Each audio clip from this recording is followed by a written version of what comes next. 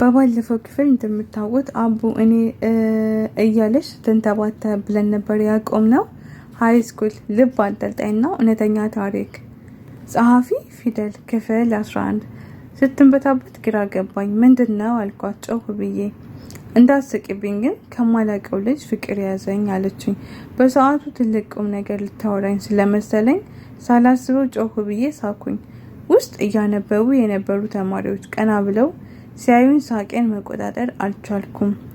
እቃዬን ሰብስቤ እየወረድኩ ወጣሁ። ከደብር ቶሎ በኋላ ትንሽ ፈገግ አስደረገችኝ።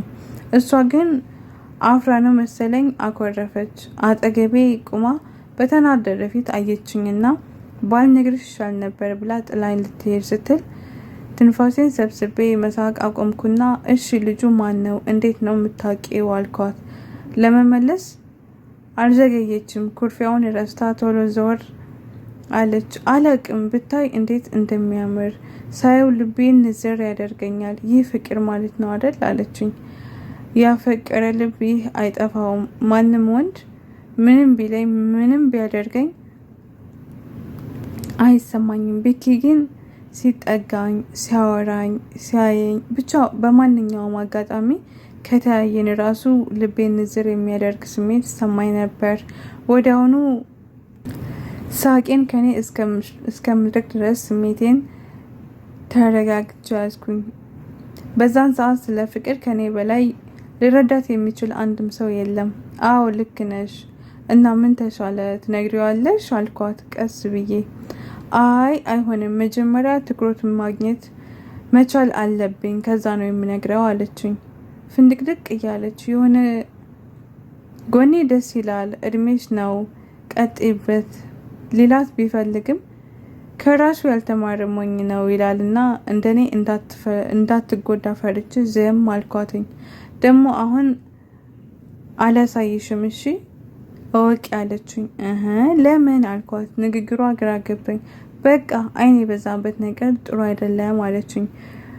እርግጠኛ ነኝ እኔም የማየት ፍላጎት ስላልነበረኝ እሺ ብዬ ዝም አልኳት። ከዛ ቀን በኋላ ጆሪ ጠዋት ወጥታ ክላስ ትንሽ ቆይታ ማታ ነው የምትገባው። ምን ስታደርግ እንደምትውል አላቅም። ስራዋ ግን ልጁን መከታተል ነው። ድንገት ሳልተኛ ከደረሰች ዛሬ እንዲህ ለበሰ፣ እንዲህ አደረገ፣ እንዲህ ጓደኛ አለው። አረ በስማም ምን የማትነግረኝ ነገር አለ? ልክ ክፋት መጥፎ ነው። ጆሪ በማይሆን ፍቅር ተለክፋለች። ትምህርት ሙሉ በሙሉ ማለት በሚቻል ሁኔታ ትተዋለች፣ ረስተዋለች ማለት ይቻላል። እኔም ሴቶች ከሚጋደሉበት ወንድ ከእየው ጋር ተደብቄ ድብብቆሽን ቀጠልን። ትምህርቴን ሳልተው ቢኪን እያሰብኩኝ ቀጥያለሁ። አንዳንዴ ጆሪ አያትና ፈጣሪን ማማረርን አቆማለሁ። ምክንያቱም ምን አልባት እሱ ቢኖር ነገሮች እንደማስባቸውና አሁን ላይ እንዳሉት ባይቀጥሉ ኑሮ ላለው። በተመሳሳይ ትንሽ ይሰለቸኛል። ህይወት ቀጠለ። ነገሮች እንዳሉ ድግግሞች ናቸው። ትነሻለሽ፣ ትበያለሽ፣ ክላስ፣ ላይብረሪ፣ ድሪም፣ እንቅልፍ፣ በቃ ቀን በቀን አንድ አይነት ነገር ነው የሚሆነው። በዛ ላይ ጆሪ ጥላይን መውጣት ከጀመረች ቆየች። ከሌሊቱ 6 ሰዓት ትወጣለች፣ ማታ ትመጣለች። ከሌሎቹ ጋር አንግባባም። ስለዛ በቃ ላይብረሪ ሄጄ መቀመጥን እመርጣለሁ። ደስ የሚለው ነገር ያኛው ልጅ ፍቅሬን መካሻ ካየሁት ራሱ ትንሽ ጊዜ እሱን ቀን በቀን ባይበኪ ትዝ እያለኝ እንደምጎዳ እርግጠኛ ነኝ። የሆነ ቀን ላይ እንደለመድኩት ላይብረሪ ቁጭ ብዬ እያለ ጆሪ እየሮጠች መጣች። ምን ነው አልኳት ግራ ገብቶኝ። ሰለቸኝ እሱን መከታተልና እንዲያይ መሞከር። ኤጭ አለች። እንደ ተማረረች ፊቷ ያስታውቃል። ምን አሰብሽ ታዲያ አልኳትኝ። አብረሽኝ ሆኜ ፍራቴን እንድታግዥኝ ድፍረት እንዳገኝ ከዛ እነግረዋለሁ። አለቀ። ምክንያቱም እያጣሁት እንደሆነ እየተሰማኝ ነው። ከእጁ ካሜራ አይጠፋም። ማንን እንደሆነ አላቅም፣ ግን ፎቶ የሚያነሳ ሴት እንዳለች ገምቻለሁ አለችኝ። ንግግሯ ቢያስቀኝም ላልናድዳት አልፈለኩም። እሺ ብዬ ከዛ ወጣን። ቆይ አሁን የት እናገኘዋለን አልኳት። ስልኳን አውጥታ ሰዓት አየችና አሁን 8 ሰዓት ነው። ዛሬ ክላስ የለውም። ዛፍ ስር ነው የሚቀመጠው። ትንሽ መጽሐፍ እያነበበ ካሜራው ላይ ፎቶ እያየ ፈገግ ይላል። ከዛ ተነስቶ ወደ ድሪም ይሄዳል አለችኝ። ምን ያክል እንዳጠናችሁ አስቤ እየተገረምኩኝ እንሂድ እሺ አልኳት። አብረን ሄድን። እንዳለችውም ግማሽ ፀሐይ ግማሽ ጥላ መሀል ላይ ቁጭ ብሎ ካሜራውን እያገላበጠ ከጀርባ አየነው። አየር ሰብስባ ደግሞ ምንም ቢልሽ እንዳትናደጅ ግን ስሙን እንኳን ሳታቂው እንዴት ልታወሪ ነው አልኳት። አውቀዋለሁ አለችኝና በረጅሙ ተንፍሳ በረከት ስትል ዘወር አለ። ወክ ነው ያልኩት፣ ምክንያቱም ከማይሆን ጢባራም ሰው ነው ፍቅር የያዛት። ለራሴ እኔ ከሱ እራኩኝ ብዬ ሳስብ የበለጠ አቀረበችኝ። ደግሞ ለሷ የማይሆን ሰው እንደሆነ ተሰማኝ። እሱም ሲያየን ደነገጠ። እኔም እያፈጠጥኩበት ስታየን ነገሮቹ ያልገባት ጀሪ ሁለታችንም በደንብ አቀባብላ አየችንና ትታወቃላችሁ አለችን። በእጇ ወደ ሁለታችንም እያጠቆመች እኩል እንደመባነን አልንና እሷ ላይ አፈጠጥን። እኔ ከመናደሬ በፊት ምን ብዬ ላረጋጋት ብዬ እየተጨነኩኝ እያለ ጠራችሁኝ አለን ከተቀመጠበት ተነስቶ። ደስ የሚለው ጀሪ ነገር አታስረዝምም፣ ቶሎ ነው የምትረሳው። ወዲያውኑ ወደ ፍቅሯ ተመለሰች። አዎ ፈልጌ ነበር አለችው ከመፍራቷ እየተነሳ እጇን እያፍተለተለች። እንደዛ ስትሆን አይቻት አላቅም ነበር። እና ምን ነበር? ምን ያህል እንደወደደችው ግልጽ ነው። እሺ አቤት አለ ወደኛ እየቀረበ። በረከት ተብዬው ከሁለታችን መልስ እየጠበቀ በየተራ ያዩኛል። ጀሪ እኔን ታየኛለች። ሁለቱም ሲፋጠጡብኝ ግራ ገብቶኝ እንዴ እኔ ምን ላድርግ አልኳቸው። ቀስ ብላ ወደ እኔ ተጠጋችና በእናትሽ እኔ ልሂድ፣ አንቺ ምን ያክል እንደምወደው አጋነሽ ነገር የለኝ አደራ ብላኝ ምላሽን ሳትጠብቅ እየሮጠች ሄደች። ምን ብዬ ልንገረው? ካልሆነ ደግሞ ታኮርፋለች፣ በዛ ላይ ይከፋታል እያልኩኝ ብቻዬን ሳወራ በጣም ቆንጆ ነሽ ብሎ የመናገር ፍላጎቴን ባንዴ ነጠቀኝ። አልኩት ደንግጬ ወደኋላ እየሸሸው። በጣም ነው የምታምሪው፣ እንደምታቂ እርግጠኛ ነኝ አለ ትንሽ ፈገግ ብሎ። ከሱ በፊት የለመድኩት ንግግር ነው። የኔ ቢኪ እንደዛ ሲለኝ ብቻ ነው የሚያስደስተኝ። ግን አልዋሽም፣ ደንግጫለሁ። ያማል እንዴ?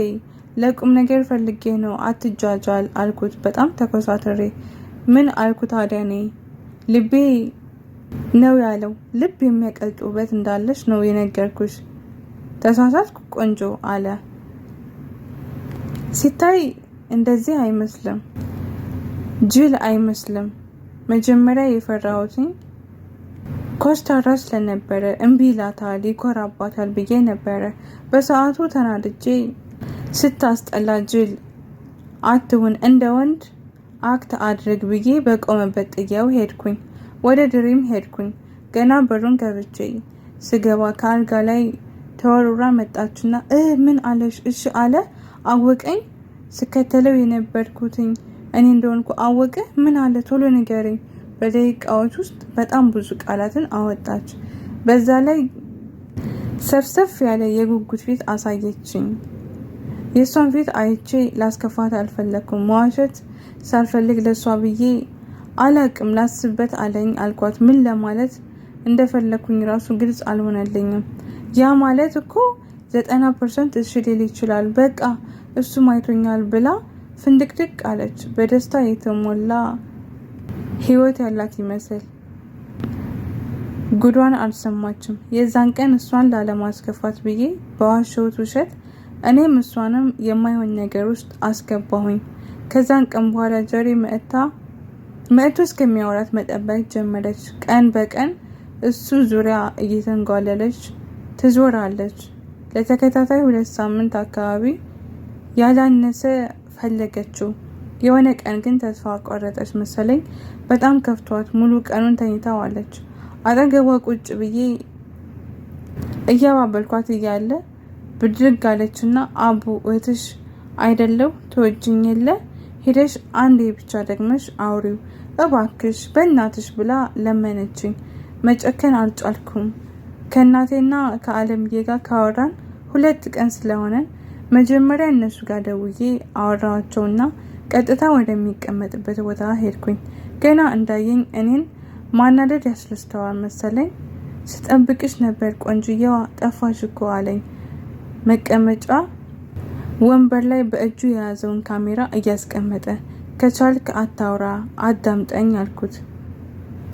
ግንፍል እያልኩኝ እሺ አንቺ እንዳልሽ አለኝ። አንድ ሀሳብ ብልጭ አለልኝ። ቀጥታ ምን አስጠየቀኝ አልኩና ነገሩም እንዳይቀየርብኝ ፈርቼ ቀጥተኛ መልስ ብቻ መልስልኝ ለማወቅ ነው ፍቅረኛ አለ ካልኩት ይህን ጥያቄ ካንቺ በመስማቴ አስደሳች ነገር ነው አለ። አይ የማይሆን ነገር ነው ቀጥታ መልስ ብዬ ጮኩበት። ፍቅረኛ ሳይሆን የማፈቅራት ሴት አለች አለ ካሜራውን በእጁ እያነሳ። ማናት ከይቅርታ ጋር ማወቅ እችላለሁ አልኩት። በዝምታ ቅርቅር ብሎ ፈለግ አደረገና ይቻት ብሎ ከሩቅ ወደ እኔ አዞረው። ለማየት ጠጋ ስል እጁን ከፍ አደረገው። በውበት የግቢውን ሴቶች እንዳለ ትበልጣቸዋለች፣ ማንም አይደርስባትም፣ ንግስቴ ናት አለ።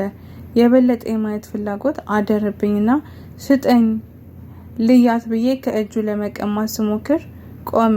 እጁን ወደ ላይ አደረገው። በጣም ረጅም ነው።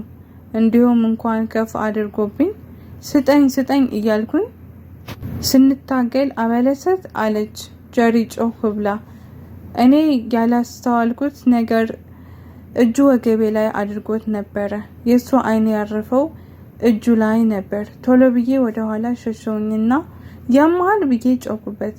ምንም ሳትሰማኝ ጥላኝ መንገዷን ስትጀምር ሩጬ ከፊቷ ቆምኩኝና ላንቺ ብዬ እኮ ነው ጀሪ፣ ተረጋጊ፣ እንደምታስቢው አይደለም አልኳት። ምንድን ነው ያሰብኩት? እየተላፋችሁ እንደነበር ነው አለችኝ በንዴት ተሞልታ። እንደዛ አይደለም፣ አረ ወይኔ እማፈቅራት ሴት አለች ብሎ እሷን ላጣራልሽ እየሞከርኩ ነው ብዬ ላረጋጋት ሞከርኩኝ። ቀጥታ እሱን ተመለከተችና ሄደች። ከእጁ ላይ ካሜራውን ወሰደችው። እሷ ስትወስደው ዝም ነው ያላት። ካሜራው ላይ አይኗ ተተከለ። በጣም ተመለከተችው ይላል።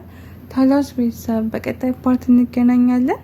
ሀሳብ አስተያየት ካለ ኮሜንት ስራ አስቀምጡ። ቸር ሰንብቱ።